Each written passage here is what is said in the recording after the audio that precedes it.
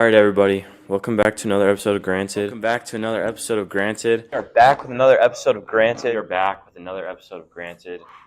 Hey guys, welcome back to Granted. As you may be able to tell, this is a new setting. This is a new person. Okay, we've just entered a new time of our lives. So welcome back to another episode of Granted. We have officially been in Tennessee for almost a month now. Basically, 4 weeks. This is the take 2. Yeah, we're going. Okay, Are you wow. ready? Yeah, I guess I'm ready. Let's go.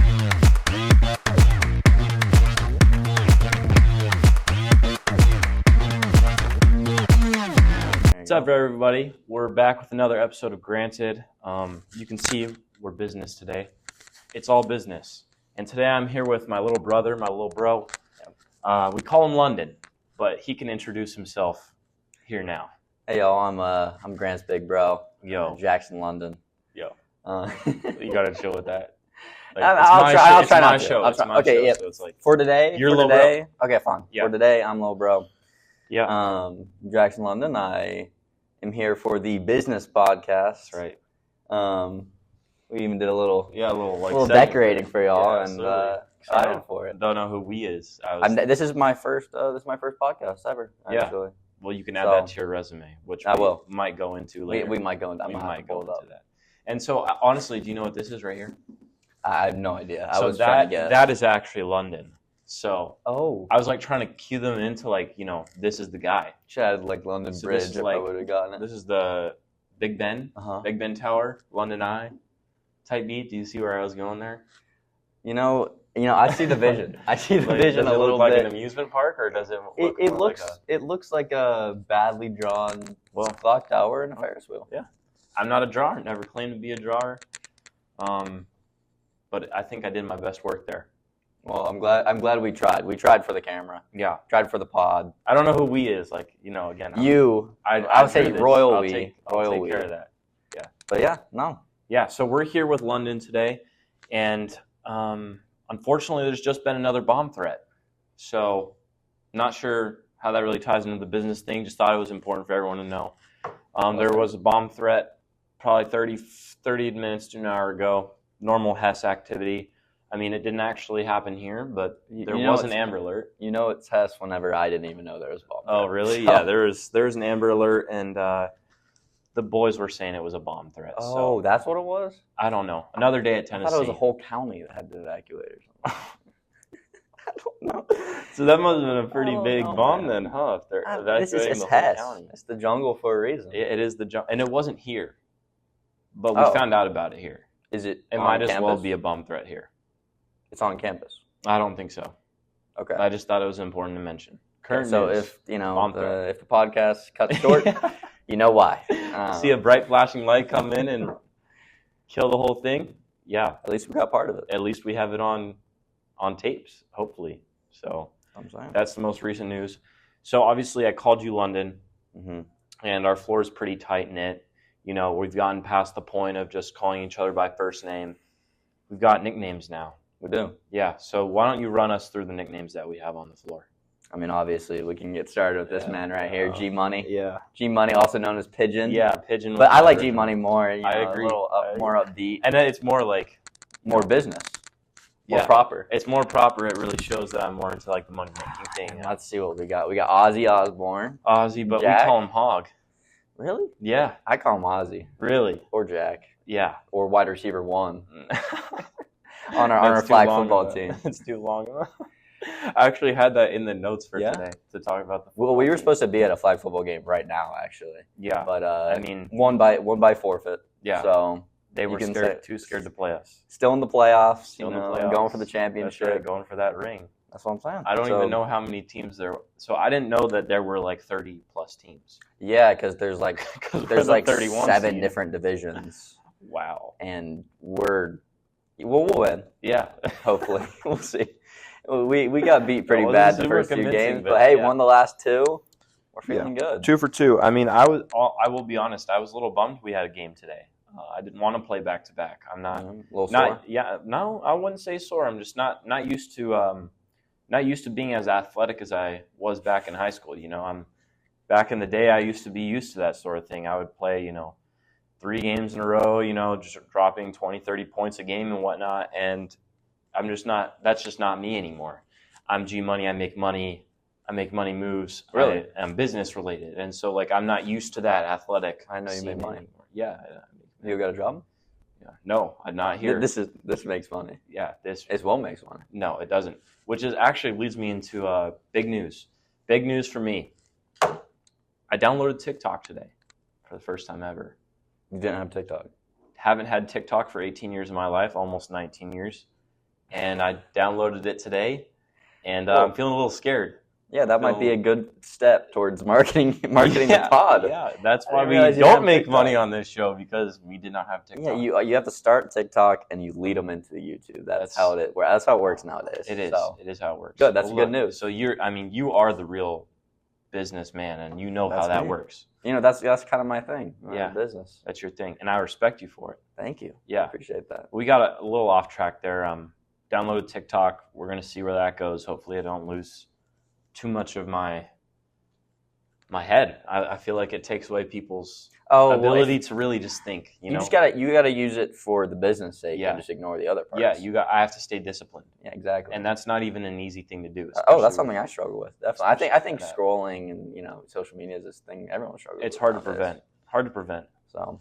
Yeah, absolutely. Well, we were talking about the nicknames. We got Who else we got? so Trout. Who else? So basically, I would split the floor up like this. You have the animal nicknames, which is kind of the original, like that's kind of why everyone is named an animal. So you got Trout and Barrett, Yep. or Trout and Bear. They're Bear. roommates. All Barrett, the way Bear, down the hall. those make sense. Yep. So you got Trout and Bear. Trout's nickname came from like his last name is like Ruthio or something. Yeah, so you But kind of put it together. on the back of, so he pulled out a jersey one day, Oh. and the jersey says T. Ruthio, but it looks like Trout. So someone said it was Trout, and he was like, "What the fuck? That is not what it says." Trout was born. And of course, you immediately And okay. of That's course, a nickname yeah. now. Now it pisses you off. Now Of it's your course, nickname. Yeah. So we have Trout and Bear, and then Hog is Jack. Okay. And his buddies used get to. that? That's His just buddies something used to small? call him that. He just had he just can't really say why they call him Hog. Well, I don't have an animal nickname, Not yet. but Yeah. back home, my boys called me Tiger. Really? Yeah, that's totally true. Oh, shit. My boys, mostly soccer guys. Wow. From back home. Look at No that. reason. One of my friends, Philip Bergstein, shout out Philip. Yeah. He just one day he was just like, no reason at all. He's Wow. like, your name is Tiger now. I love that. And I had resisted it at first, but eventually he kept Yeah. going until one day I responded to it, yeah. and it was over. It was over once you responded. And now, that's how they Was know it me just now. him calling you that, or was No, it and all- the whole everybody? friend group took it up too. Once that caught. I get called more by Tiger and London than Jackson. Sometimes I don't even respond to Jackson because no one ever calls me Jackson. So I think it's a good just- place to be in. Yeah, I mean, Do it's you not like the it's- nicknames. Yeah, I think there's could be a lot worse. Yeah, They could be a lot worse. I agree. They So- could be way worse, like making fun of something instead of just exactly. some random. Exactly. Like, yeah. Wow, imagine you go up for an interview, since we're all business, and, Sure. and like the CEO of a company is like, "So Tiger, tell me, Yeah. how is life then?" And you It's just not a good catches way you to off start guard. off. He already knows. It's like a too guy much from about back you. home, and it's like, oh my gosh, Yeah. how am I going to do this? I mean, they might know. They might Because they might figure it out. they do I deep think my dives. guys might be posting shit about that. I They don't do know. deep dives Definitely. on who you are, so you never know. They might pull out the nickname in the interview. Yeah. It's possible. You have to be ready for anything in an interview. That's right. Anything. Okay, well, let's go into that. Let's go into that. Sure. Let's go into that. So interviews, a lot of people have been interviewing, especially as freshmen, because Mhm. everyone's looking for a job for the most part. Really, how do you prepare yourself for an interview? Do you kind of try and anticipate the questions they're going to ask, or how do you handle that? So it depends on what kind of job you're looking for. If you're in high school age, let's say, and you're looking for your first job, you're going into retail, or let's say, a food business. My first job was I actually worked at a donut company, Okay. a donut shop. It's going to be very informal. You're not going to be expecting much of you. As long as you go in there and you handle yourself professionally and you have your positive attitude, you're going to get hired. Yeah. For those jobs that don't require a specific skill, Yeah. except kind of maybe socializing, you go in there, you act confident, you just hold yourself to a certain standard. Sometimes you don't even get interviewed. They're just like, oh, It's yeah, true. come in and we'll train you on the first day. It's very true. But then it's still important to treat your first day like an interview. You're trying to make a good first impression on your bosses. You're trying to make a good first impression on your coworkers. That's even more important. And then whenever you get in maybe more professional career jobs, we can actually start looking at the interview as kind of a separate thing. Mm-hmm. So the most important thing for me was research. So I've been in one professional interview, and it's actually for the company I work for now, which is Nice Kicks. They're a sneaker media company, and at first they wanted me to do an internship for SEO, which is search engine optimization. I basically make web pages rank higher on Google is essentially the quick way to say it. So whenever I went into that interview, before that interview, I took a 9-hour course on SEO beforehand. Just I knew I was going to go in for my interview, and I just told myself I'm going to chunk it up into different days, and I just did it throughout a week. Yeah. Took notes on it, learned everything there was to know about SEO because I knew nothing about it, of course. And then also I researched the company, the website, the social media, and learned everything there was to know about Nice Kicks, as much as I could learn from the outside, right? Yeah. And I was already into sneakers, so that was an easy jump. It's always easier to go into a company where you're kind of, you know the topic. Mm-hmm. You're familiar with it. You're more passionate about it. It's always easier to do that. But the most important thing is research. Second thing is what you're wearing. I mean, obviously, we're business now. Obviously, we would get the job but right now. You're not going to wear this. You're going to wear a collared shirt. Whatever. It depends what job you're having, right? You dress for the job you want, not the job you're getting. So if you're getting a lower level position, dress like you're going to go there for a higher level position. There's no problem with overdressing as long as you don't do it, too overdressed. Right, as long as you're not going in for a blue collar job and you're showing up in, a tux. Yeah.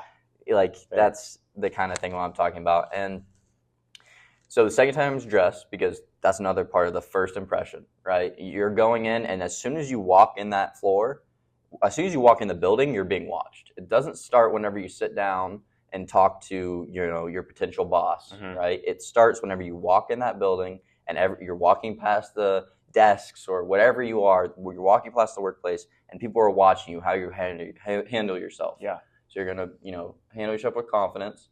Confidence is about just knowing who you are. It's knowing your strengths. It's knowing your weaknesses. As long as you know those things, you know how to show your strengths and kind of either hide or minimize your weaknesses in the interview. Whenever I'm talking to an interview, like if I'm talking to you right now, I'm squaring my shoulders to you. I'm looking you directly in the eye, and I'm not shying away from you, right? I'm not taking control, because you want to make sure that you're showing deference to the person you're being interviewed by, but you want to make sure that you have a strong presence in that room, especially if you're going for something of higher authority. If you're going for like a management position or something like that, you want to make sure that you show that you can be a presence in their workplace, and that you can potentially, control a workplace where you have workers under you. Yeah. Right. So there's a couple things going into an interview. Don't worry about it. Just be prepared in the interview. They're going to ask you questions, and you talked about, preparing for questions. Yeah. That's important. I prepared for certain questions. It's almost helpful. It will sound a little weird, but it's almost helpful that at home before the interview, you almost talk yourself through the interview. You almost talk yourself through a fake interview. Like, make some talking points of where, you can say this and it makes you sound smart. Offer a solution to one of their problems that you notice in your research. That'll make you really stand out, because you're already offering things that can help the company, right? You're showing that you can be valuable. That's all a interview is showing how valuable you can be to the company. Right. So they're going to come at you, and some of the questions are going to be curveballs. You're not going to expect them. There's no way you can expect every single question they're going to answer. So the important thing is that whenever you get asked a question, and maybe you don't know the answer, don't make up some answer. Don't bullshit some answer. That's not impressive. Everyone can tell. Someone who's interviewing you has interviewed a lot of people. They can tell when someone's bullshitting an answer, right? So instead, say what you can answer about the question, and then say, I'm going to need to do some more research about that, or maybe in my training, you can teach me that. Yeah. Right? but never bullshit anyone. And then make sure that at the end of their interview, you thank them for their time, right? You say, I hope to see a contact from you soon. Yeah. And you walk out, and remember, you're being watched on the way out too. So you hold yourself high until you get into your car and you drive home. And after that, you hope for a second call, and you've done all you can. If you do all you can in an interview and you don't get a call back, perfectly fine. You just try for the next job. Yeah. And you'll get it eventually. If you're holding yourself to a high standard, you'll get a job eventually, for sure. Yeah, and also if you do all of those things and still don't get the position, you can kind of realize like, well, that position wasn't meant for you in the first place. Definitely. If you lay all the eggs in one basket and it doesn't work out, then that's not the basket. Yeah. You know what I mean? I mean, I will say, at least in 2024, October 2024, from when we're talking about, a lot of industries are struggling. The job market is hard. It's competitive. Yeah. You have more people applying for jobs than a long time. It's Right. been a long time since this many people are out of a job. A lot of people are there's a lot of layoffs. So you're going to have to you're going to have to know that there's going to be a lot of rejections. Yeah. You should apply and have a lot of options before you start, going in for Right. interviews. Like, Right. you shouldn't be going to interview like, this is the only thing I'm going for. You go in the interview expecting to get the job because that's how you build your confidence, right? But you don't go to the interview saying that this is my only opportunity. Absolutely. So, yeah. So let's walk through those points just again. So you have obviously presentation, Mhm. what we have going on right now. Exactly. And then you have your confidence piece, how you're handling yourself going in the door. Mhm. Then you have your research, which is really the main portion of the interview that will prepare you for the questions, hopefully. Yes, definitely. Then the fourth one was Just how you answer their questions, how you present, your own ideas in the Right. interview. And And then that all obviously- comes from preparation. yes. Do not walk into an interview cold. That is the worst thing you do. Prepare. Please prepare. If you walk into an interview cold, you're just like everyone else. Yeah. You can't be just like everyone else. It's not okay to be average. It's not okay. Of course, it's not okay to be below average, but you have to stand out from someone. A lot of the times, it's going to be how you handle yourself. For me, and for someone like Grant, we're both young. That can be taken as a weakness and a strength. hmm A weakness is if you act your age and you act like an 18-year-old in an interview and you seem inexperienced. But if you can act mature, hmm if you act like a 25-year-old in an interview and a 25-year-old acts like a 25-year-old in an interview, guess who they're going to hire? Yeah. They're going to hire the 18-year-old who has way more potential and is already acting like a professional at the age of 18. Absolutely. So you can use it to your strength. Yes. Use what you have to your strength, right? Absolutely. What I said age, but there's a lot of other factors that you can look at yourself and say, this is a strength of mine that I can use to my advantage in this interview, and most importantly, to stand out in a good way. Yes, sure. absolutely. And this most of the time applies for obviously professional jobs. That you Yes. probably wouldn't be thinking about all of these things if you're hiring for like a part-time position or something that most 18-year-olds would be applying for. You Yeah, probably- I mean, the it'd thing be nice is, to practice, but you you should still handle yourself good. In the positions where it's kind of more casual, like you're saying, the important part is not as much the interview with the person that's interviewing you, because you're probably going to get the job in those Yeah. casual scenarios. The important thing is that once you get the job, relationships with your coworkers. Yeah. Right? Immediately, you want to be friendly. You want to be introducing yourself. If they introduce you and welcome you, that's even better. But not all workplaces and not all coworkers Yeah. are going to do that. So just be that friendly face. A lot of people will look at new workers and they might see competition, especially some jobs. They might see competition. You want to make sure that you're on their side, Yeah, right? And they see absolutely. that immediately. And then, of course, make sure that you're being nice to your managers. But Yeah. most people do not need any advice on that. They can Yeah, do that that's themselves. fair because that's all social skills. Yeah. So Definitely. it's interesting. So the first interview I ever had was, dude, my job is so easy. Shout out to Denver Parks and Rec because my first interview, I was so Nice. scared. I was 15. Yep. And my friend had just gotten the job before me, so I was kind of following his lead. And I was so nervous, bro, for this interview. I couldn't even tell you what they asked me. But I do remember, I probably went in there with like a polo, like business Sure. casual or whatever. Awesome. But yeah, at the end of the day, it is all about how you treat your coworkers because the people that I've worked with, I've had the job for 3 years. The people that I've worked with You still work there? Awesome. I do still work there, are still my best friends. Like some of my really good friends are coworkers that I had. But it's important to be nice to those people because they could be the reason you end up moving up too, and that's also one thing to think about. But yeah, It's all the about thing who you with know. It's all about who you know, who It you make is. connections with. And it is if you actually enjoy their company at the same time, even better. right, it's a win-win. You're making money and you're doing it with people that you enjoy. Definitely. For that job, I get to go home and just pick up where I left off, which is amazing, right? Like basically I get to leave for college. They're obviously not scheduling me for anything. They didn't let me go. And a lot of college kids will come back to that job. It's a front desk job. So you just come back and work. So it's perfect. Dude, I'm in a pretty similar situation. Obviously, I have the job that I have now, but the donut shop job, which I also started really young. I just started at 14. Wow.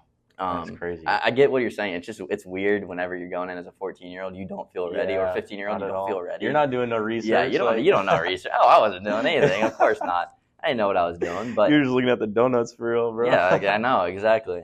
Let me tell you, they get old really quickly. Oh, really? I probably got sick of donuts in the first 2 months. Oh, I bet. If You like something, don't work where you're going to be around it all the time. You just won't like it. It's very valid because you're eating it every day. Exactly. You lose it's not special anymore. Yeah, it's true. It's not special anymore. It's like true. I would never work at an ice cream shop. I love ice cream. Mm. Probably too much, but I would never work at ice cream. I don't know about too much. Do you get it 3 times a day? Holy shit. You get 3 times a day? I don't get it 3 times a day. Oh. I'll double down though sometimes. I mean, I try to stay away from it. That's the problem. It's so good. If I was over at my grandparents for fall break. Yeah, you were going crazy on the ice cream. Let me tell you, man. They bring out my grandparents. They bring out the worst. They all spoil you, right? So they bring out absolutely. the Lucky Charms. Yeah. They bring out the 4 different ice cream flavors, and you can't stop yourself. No, you can't be stopped. Yeah, exactly. Yeah, that's the kind of mindset we gotta have. You cannot be stopped. No one can stop. It goes for interviews. It goes for eating. You just can't be stopped. You got to go in with that mindset.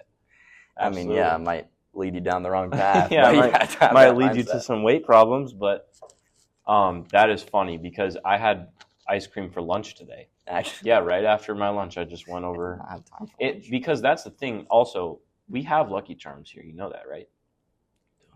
What? They sell them At the dining halls, they have Lucky Charms. Oh yeah, Yeah, unlimited. I never go to the breakfast section really. Wait, do they have them at Stokely, or is it just Rocky Top? No, they don't have Lucky Charms. Yeah, at I don't Stokely. think they have Lucky Charms. At That's Rocky because Top, I haven't gone to Rocky Top in months. It is not ideal. Yeah, but they have the Lucky Charms there. It's so good for breakfast. it is. It's an easy way to get Yeah. breakfast for sure. But it's unlimited ice cream and unlimited Lucky Charms. It's kind of a problem. It's dangerous. It's very dangerous. And pastries. That's how you get 15 pounds. It's really dangerous. no mystery. Yeah, freshman 15. That's how you get the freshman 15. Yeah, it's the buffet style desserts. It is bad. I mean, but like they also, especially at Stokely, there's definitely a lot of good food that you can do to kind of offset it. Yeah. And the amount of walking that we do, Yeah, we and do a lot of we do intramural sports, and we're active, so We're we go to the athletes. gym. Yeah, we're athletes, student athletes. Student athletes. Yeah, but I mean, it kind of offsets it. If you're like active and you're not just staying in your dorm all day, I think you can afford yourself a few sweet treats. I agree. Every now and then, I completely agree. sure. It's Anyways. interesting. All right. Anyways, where I was going to make an analogy actually. Oh, before sure. we got into the Please next thing. go. So, you were talking about the interview process, and I almost thought of it as like picking up girls was kind of the analogy that I was going to make there. Yeah. Like you mentioned, handling yourself with confidence. Yeah. How are you gonna pick up a girl if you don't have confidence in what you're That's true. and how you look, for That's example. So you're probably not gonna be wearing this to impress a girl, but like Hey, I don't something know, a nice, good suit, something a good nice, suit or would be smelling helpful. nice, for example. Exactly. Then you talked about not having just one option.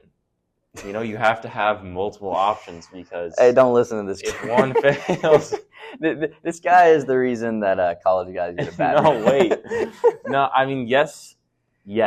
I mean, used to you're right, preach- though. I used to preach only having one option. And you learned. And then I learned that you Yeah. can't have only one option because if one option fails, you're cooked. You know what? If you're having trouble getting what I was saying before about interviews, just treat it like a girl. Yeah. Sure. If you're a guy, of course. If you're a Absolutely. girl, I don't treat it like a guy. Yeah, guess. I mean, Have just don't flirt confidence. with your interviewer, but I mean, yeah. I mean, I think that could be a way to approach it. No, don't do that. I mean, that'd Please be like don't do straight that. from a movie scene. Don't do that at No, all. it's probably Please. not. Yeah. Do not do that. If they're flirting with you, there's a problem too. But I guess take advantage. So if they're I guess flirting they with could get you, the job. If they're I mean, spitting game to you, are you spitting back? to a job interview? Yeah. I mean, What if she was a baddie she knew she had 10? Let me say this, Grant. I'm doing whatever it takes to get that job. So if that's what I need to do, that's what I need to do. That's what I need to do, right? So, but what is so? Wow, hey, you brought this analogy. I did. That's I'm on just you. thinking like I'm answering honestly. big buff bodybuilder. He's interviewing you, and he's like, Sure. "I need you to do something." Yeah, I thought it was a girl in this scenario. Yeah, but you said no. You said she. Yeah, you yeah. Said I said if she was a baddie. Yeah, if you say it, say what I said. I'm not saying it. Why not? If she was a baddie, she knew. Yeah, there She you go. was what? I don't even know the words. If she was man. a baddie, she knew she had 10. If she was a baddie, she knew Yes. she was 10. Yeah, Happy? she knew she had 10. But anyways, you were saying that you would Sure. do anything to get the job. Is Nah, this only in nah. the case of the girl, or is this? It's just in the case in of the girl. general. Let me just say. Let me pull that back. Okay. Not anything. Anything that I'm comfortable with. I will. So if it's a So big, you're comfortable spinning game. I'm comfortable spinning game. Skidding game. Okay. Yeah, Maybe and not. fumbling over my words during it too. Maybe. Maybe not. Yeah, you got to pull it back. And Grant making me a little nervous in front of the camera, putting me on the spot here. So Come on. Okay. Well, that was my Yeah. analogy for you. no, that's a good analogy. If you don't understand business, just treat it like the opposite, talking to the opposite gender. And if you do understand business, then treat Treat talking girls like business. Yeah, Yeah. I often do that. No, Yeah. but Okay. Well, we can move on. no, I like that segment. That was a good segment about interviews. Well, I wanted you to talk a little bit more about the job that you currently have with Nice Sure. Kicks. Obviously you mentioned you were into shoes, but really, how did you get the position? Mhm. How did the interview go? Yeah. And things like that. Yeah, sure. So I work at a company called Nice Kicks. We're a sneaker media outlet, and we just do news and kind of affiliate marketing, social media on everything going around in sneakers. So the big brands like Nike, Yeah. Adidas, Yep. Reebok, all that. Do a little bit of sports as well because obviously that ties into sneakers. But I am currently the site coordinator of Nice Kicks. So Okay. I basically kind of manage the website, make sure everything's running smoothly, build new brand pages for the website, kind of expand it in that way. And then, of course, I have my SEO roles, just making sure that we're appearing as highly on Google as we possibly can, Mhm. that we're getting to as many people as we possibly can. So that's what I currently do for Nice Kicks. The way I started was I knew I wanted to get into some sort of professional business job. I wasn't satisfied with my donut shop Yeah. job, which I kept, by the way, when Yeah. I was working at Nice Kicks. But I wanted to go further. I knew I had the talent and the skills to go farther. Now, I knew I was ready. I think I'd been ready since I was probably 16 for a more professional job. So knowing that and having the confidence for that, I was talking to my dad about it, and he was just like, okay, well, go find one. So I spent a long time finding one, of course, as a 17-year-old with no experience, except for a donut shop job. It's kind of hard to find something like that. Yeah. But I got pretty lucky where my dad was working with a client, and they went to a client dinner, and she brought along her significant other, her boyfriend, and that her boyfriend happened to be the CEO of Nice Kicks, Mhm. right, Matt Halfill. And so he basically was like, they were talking, Matt Halfill and my dad were talking about, sneakers and Nice Kicks and new ideas. And my dad just happened to bring up kind of as a joke, oh, well, my son's interested in sneakers and, in business. Right. He got a smart head on his shoulders. And Matt kind of as a joke was like, oh, does he want an internship? And, so they come home and my dad comes to me and he's like, yeah, I had an interesting conversation today. And he tells me about it. And I'm like, I don't care if it was a joke. I'm getting that internship. Right. So for the next about 6 months, emailed them, got their contacts, emailed them. I didn't think I was going to get it, honestly. I kept emailing them. They kept saying, we'll figure out if we have opening, blah, blah, blah. Typical business stuff, just holding out time and stuff like that. But then they came back to me and they were like, randomly, I'd emailed them and they had left me on delivered for a month. Mm-hmm. And I was like, okay, it's probably over. And then February of this year, actually, they emailed me and they were like, hey, we have we're kind of looking for someone to help with SEO on the company.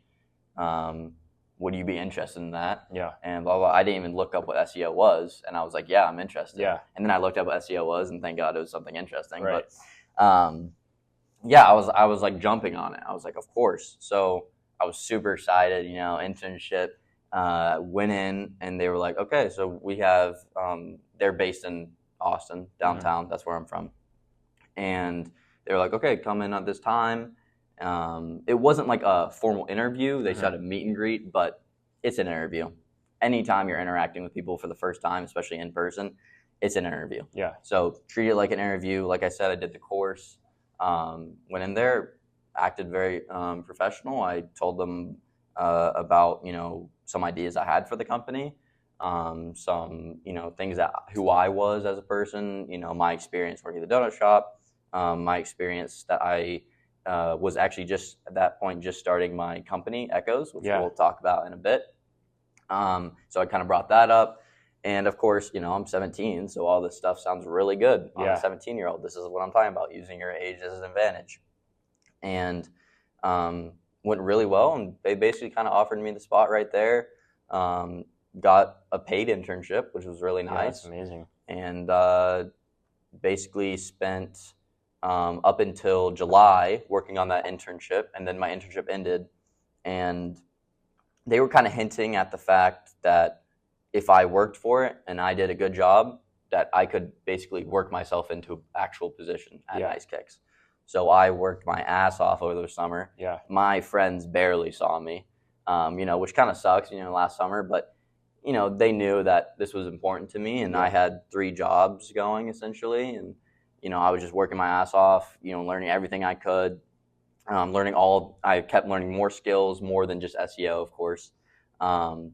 Marketing, website formatting, just everything there is to know about my position. And eventually I came to them and I was like, I would love to talk about, working remotely while I'm at college.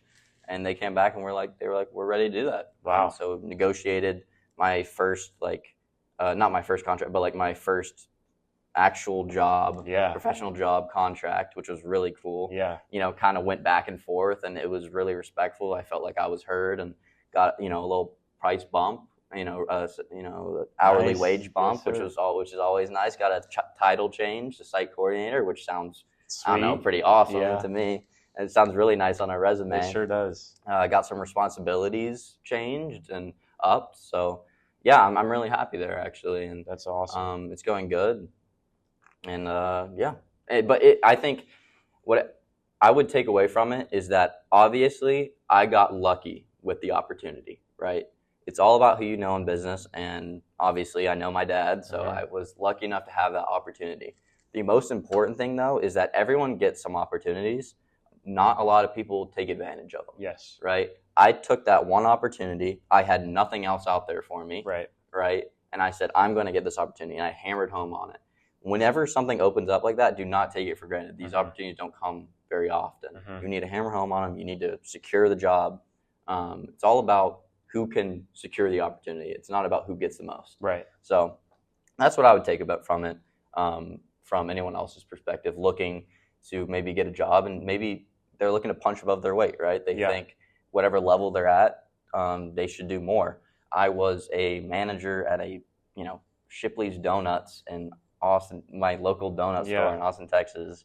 And I went from that to eventually being the site coordinator at a nationally recognized 5 million Instagram followers, Nice Kick, sneaker media outlet. It's amazing. I don't know. It's a big jump, and obviously I don't think I was qualified for it at the beginning, but I showed that I could handle it, and I showed my value. Yeah. So sometimes it doesn't matter about qualifications; it matters about your value and what you can show. So what did the work look like over the summer for you? Yeah. If it was an everyday grind, what did that look like? Yeah, so we got started pretty slow because when I first got the job, I was actually still in school. So I was still in my senior year. I was doing college applications and doing that whole process, which I know is a pain in the ass. It's a very long process. And so we took it slow. I would only work about 10 hours a week because that's all I had time for really between my 3 jobs. And But I made sure to make use of those 10 hours. I got placed under kind of a mentor at the company. Mm-hmm. He was amazing. I got really lucky with him because he kind of saw how I learn and saw how quickly I can adapt Mm-hmm. and how I work. And he immediately changed how he teached to supplement that. Right. So it's really helpful if you get a good mentor, even not in a job, but just out in the real world, just finding someone that just knows you and knows how they can help you. Yeah. But yeah, so at the beginning, it was purely SEO, just like learning what it was. SEO is very simple in its concept, but very complicated when it comes to being good at Mm-hmm. it and like the different things you have to try. It's very detail oriented. You have to be able to see very small details because changing like one word on a website page could make a page go from 10 to 1. That's wild. Yeah, it's very detail based. It's a lot of experimentation, which I really enjoyed. Mm-hmm. I enjoyed kind of taking a website page and saying, okay, let's make this number 1. Absolutely. And trying to get as high as I can. Yes. So I did good on my first ones. That gave them some confidence that I was capable. And then my role started to kind of expand. Instead of just working on already existing pages, I started building my own. I started doing competitor research on other websites, which was really fun. Mm-hmm. It's almost like business analysis. Yeah. I mean, that was awesome. I built like whole, 6-page Google Docs about a competitor and like what we can do to beat them, and become better than them. Right. So that was really nice. I felt like I was being heard. I am on a management track, and that's what I want to do. I want to do upper level management. So what I like to call my work at Nice Kicks is kind of visionary work because at that time I was 17, now I'm 18. I couldn't be a manager at that company, right? I mean, just based on experience, and that doesn't work, right? Right. I wasn't qualified for that. So what I could do, though, is instead of telling people what to do to make the company better, I could tell my superiors my opinions on what we should do to make the company better. And that's basically how I'm kind of on the management track. And I was able to use those skills and build those skills while not exactly being a manager. Right. So that was really helpful to me, too. Okay. Yeah. Wow. Well, that's a lot of work that went into that. Yeah, it was a lot. But, if you enjoy what you do, it doesn't even feel like work. Yeah. I mean, I had a blast doing it. And I still have a blast working on it right now. So, like right now I'm building our Adidas page. I'm like completely remodeling our Adidas page for all sneakers. Like building out a ton of web pages on our website. And I really enjoy it. So Yeah, that's amazing. yeah, no, it's if you find something you love, it doesn't even feel like work. And then you're going to be better at it than other people because you work harder at it. Absolutely. You have more feel like passion. anything. Exactly. Well, speaking of passion, you also mentioned a third job, and I think you were referencing this, but talk a little bit about the business that you have and why you wanted to start your own business. Did it come from the SEO work that you were doing? Mm-hmm. And how has it been going? Yeah, so my entrepreneurship journey actually started before my job with Nice Kicks.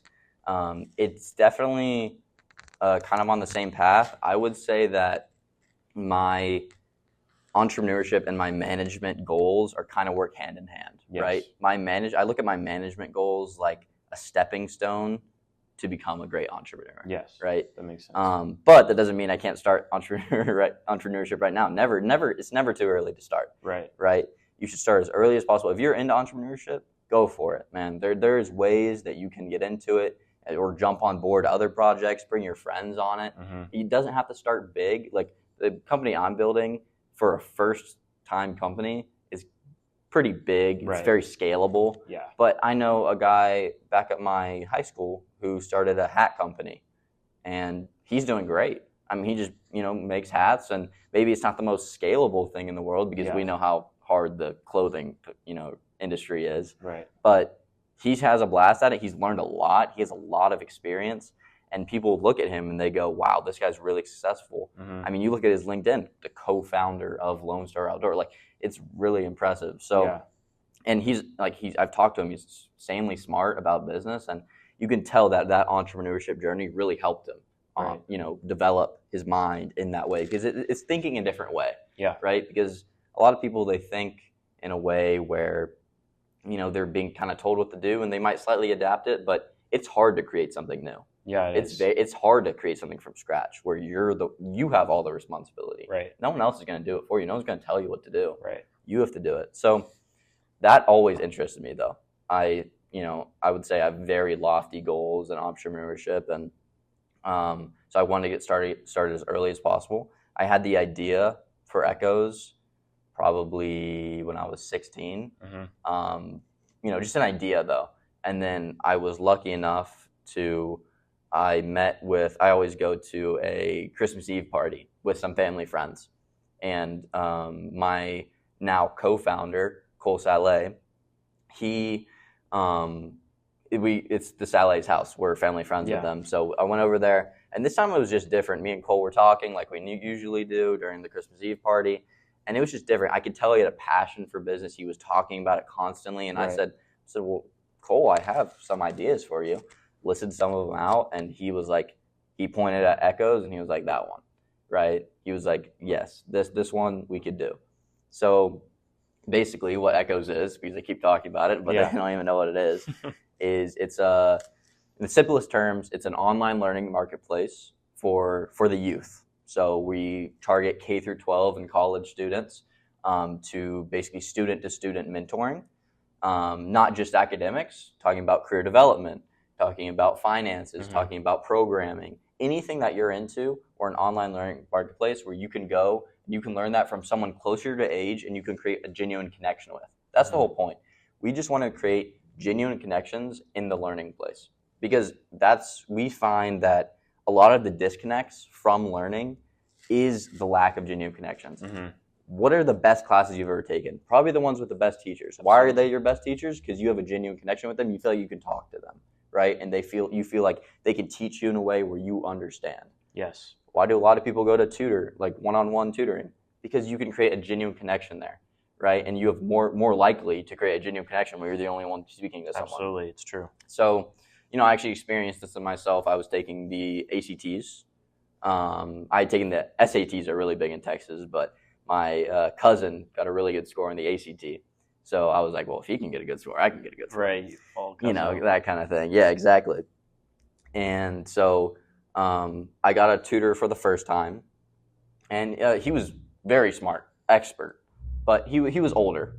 He was an older gentleman, and we never really it was just kind of, I go in there, it's like he'd give me a piece of paper, do this, blah, blah, blah, do this. It wasn't very connected at all. Yeah. Took it, did good, but I knew I could do better than that. So the second time, we got a tutor who was young 20s, like 24, probably 23. Okay. So very close to my age, instantly connected. This was actually online. So the guy that I went to at first was in person. Wow. But I created a better connection with this guy online because there wasn't this generational gap.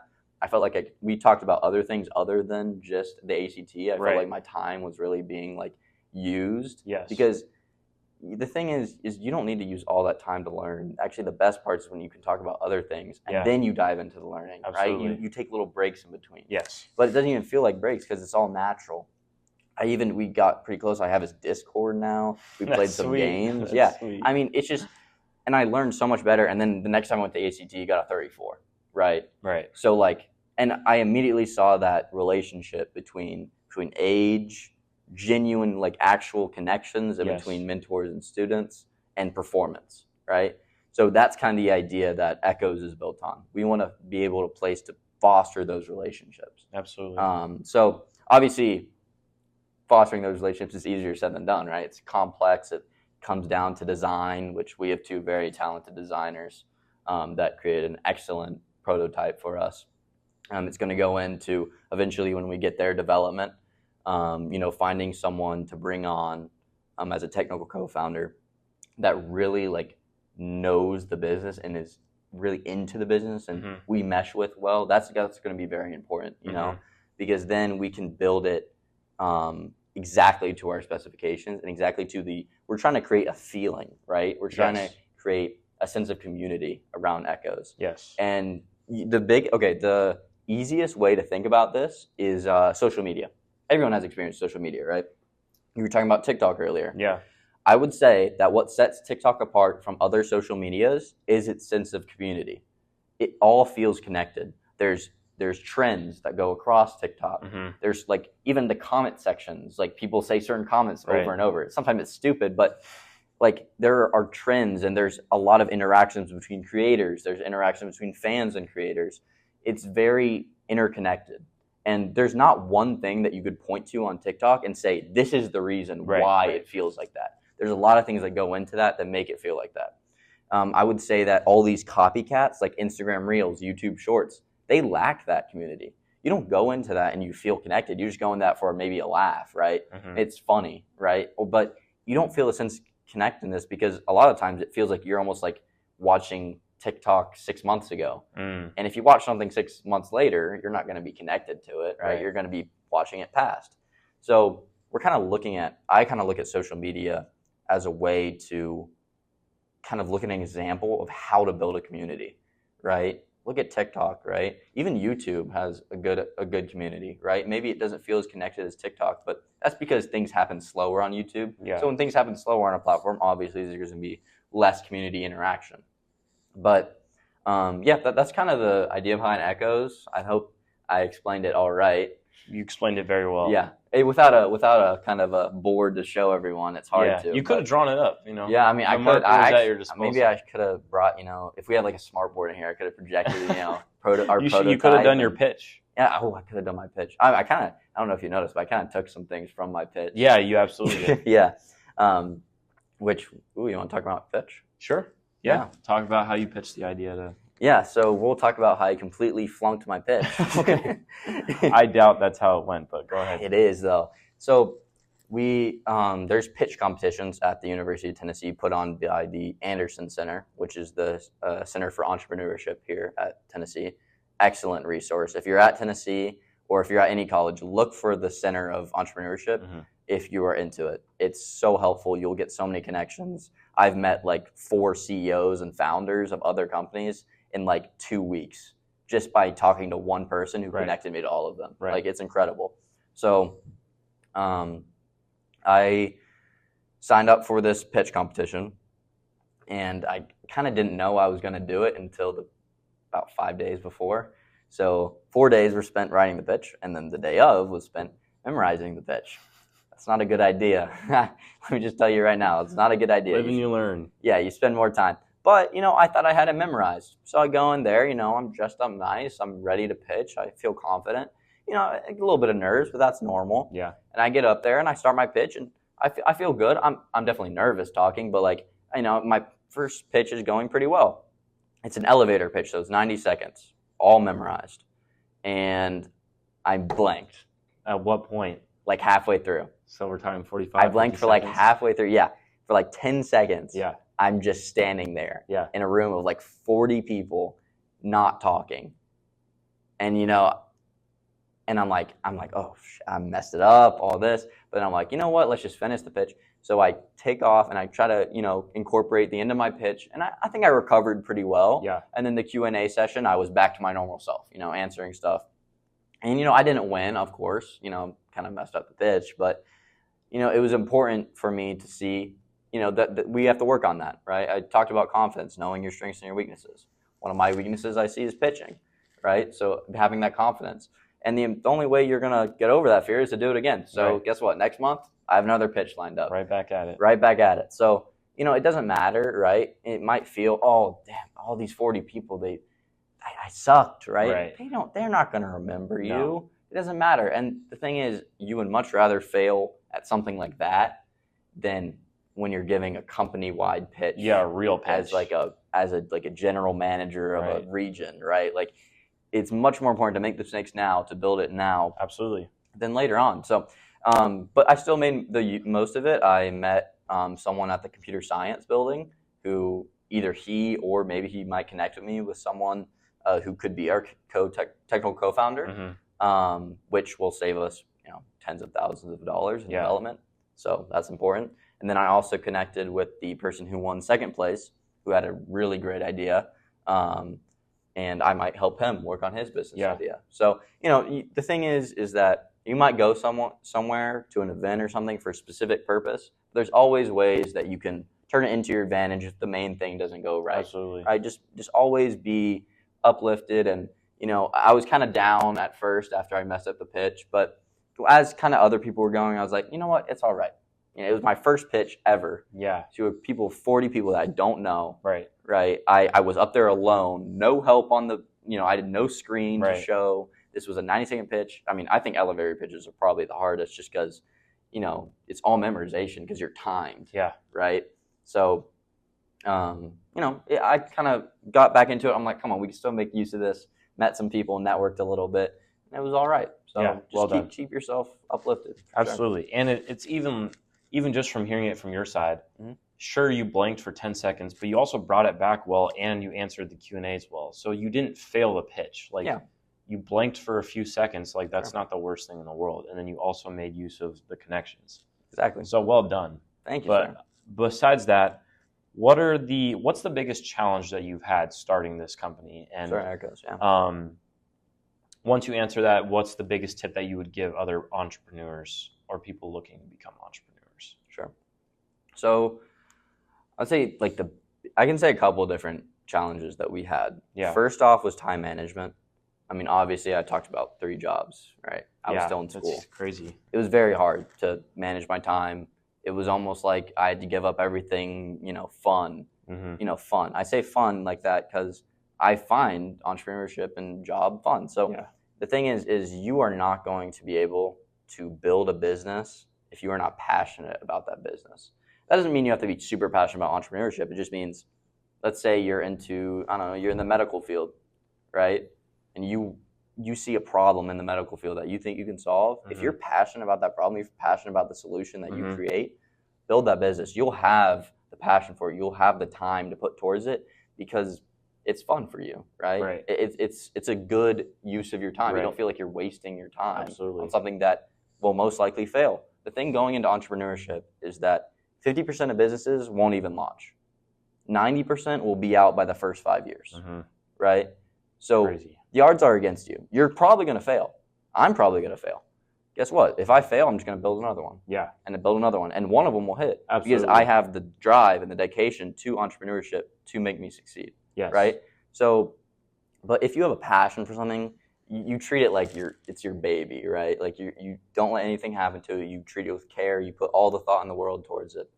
And for Echoes, problem obviously was funding because I'm an 18-year-old kid Mm-hmm. with, I think I like to take good care of my finances, but Yeah. I'm still an 18-year-old kid. Yeah. I'm not getting paid the big bucks yet.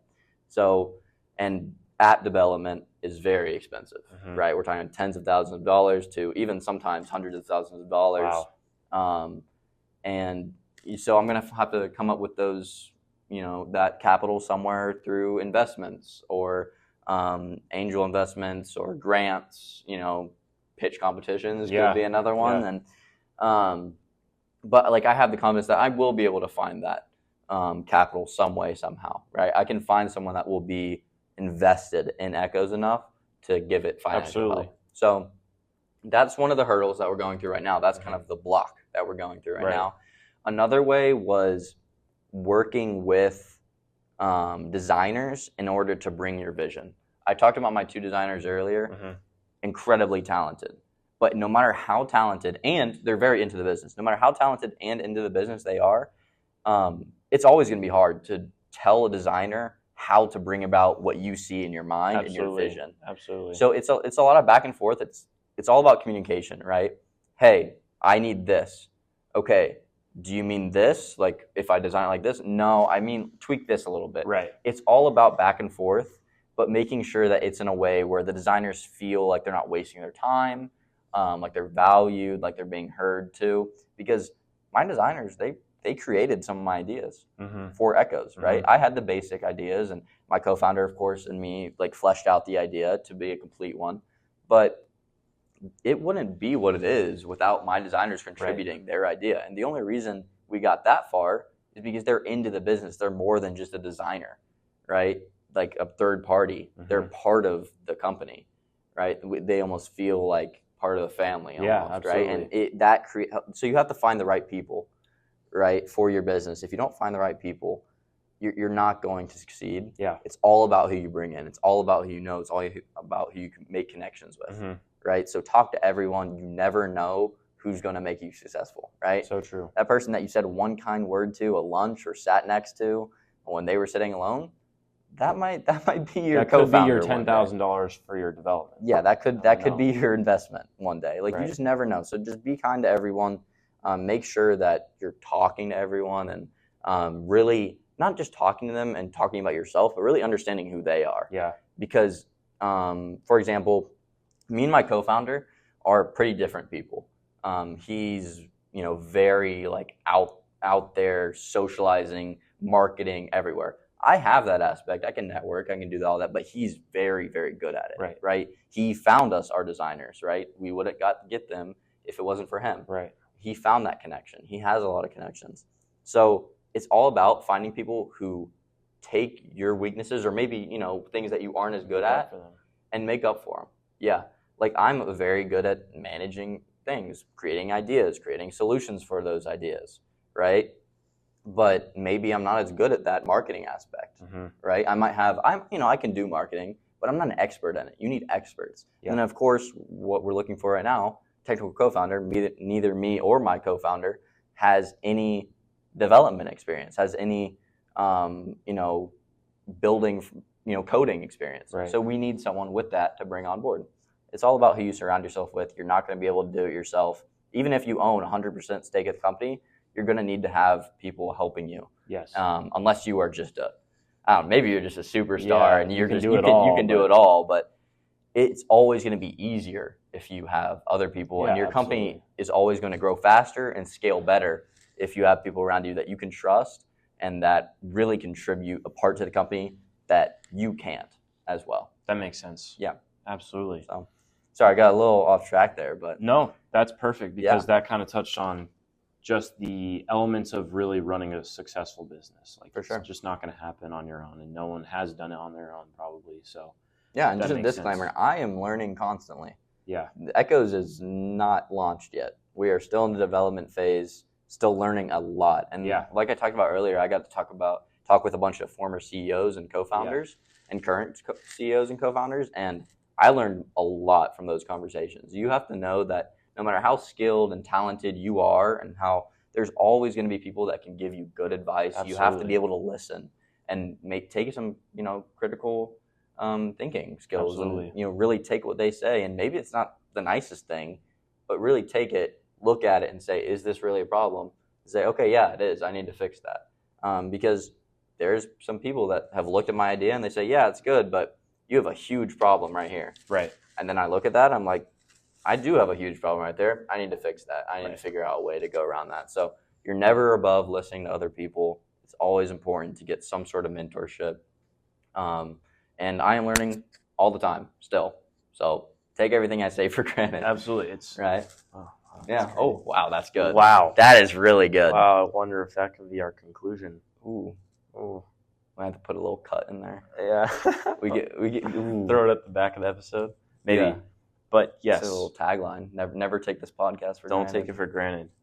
Yeah, well, that's really good advice. Yeah. So, with that being said, you have tons of business experience, and business relates to everything around us. Sure. Talk a little bit about how business relates to something like music, something like social media, something like architecture, something like art in general. Like, how does this whole business thing relate? And that kind of ties back why it's important for them to understand business and aspects of that.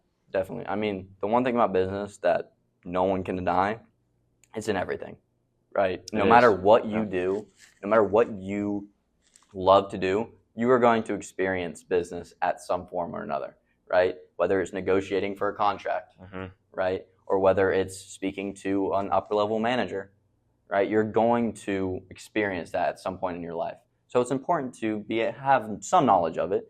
Just have some basic knowledge of it. A lot of people take a minor in business. I would heavily recommend that. Yeah. I have a friend up in New York who he's into music. He's a very talented bassist, Philip Bergstein. Shout out Philip. Very talented bassist up in New York. But he's taking music business. Okay. because he knows that that's going to be a more helpful major to him Right. than just music itself. Right. Because he's going to be able to learn the industry.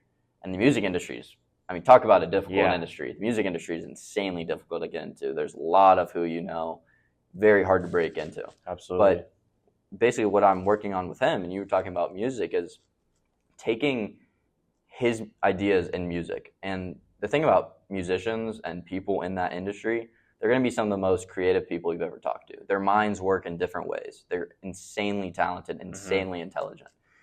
But sometimes they have trouble taking those ideas and putting them into a business aspect, right? That's where I come in. Right. I'm kind of trying to help him build his brand.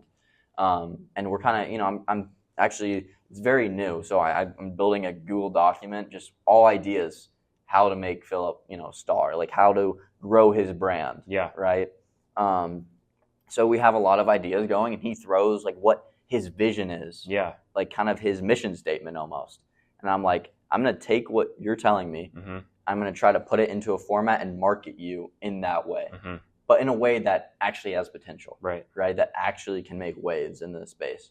So that's one way that I'm using business in music, and Yeah. one way that he's using business to help him in his music career. It goes Right. both ways, Absolutely. right? There's opportunities for both sides of the equation. What were some of the other stuff you said? I just said other examples of how Yeah. business could be used, like architecture. Okay, architecture.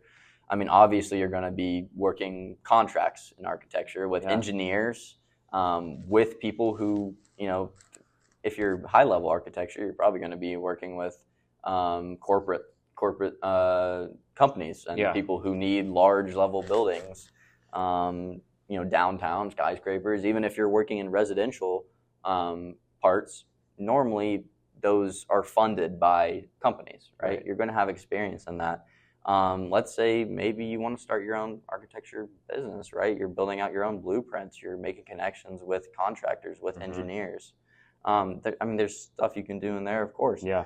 I see on here Sports. sports.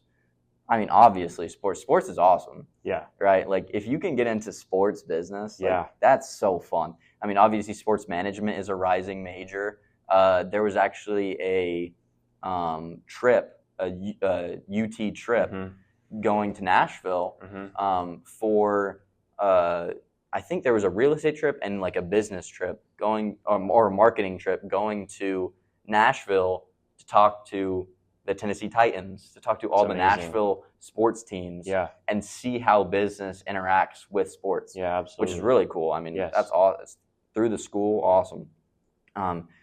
Of course, everything said especially in professional sports. Sports is a business.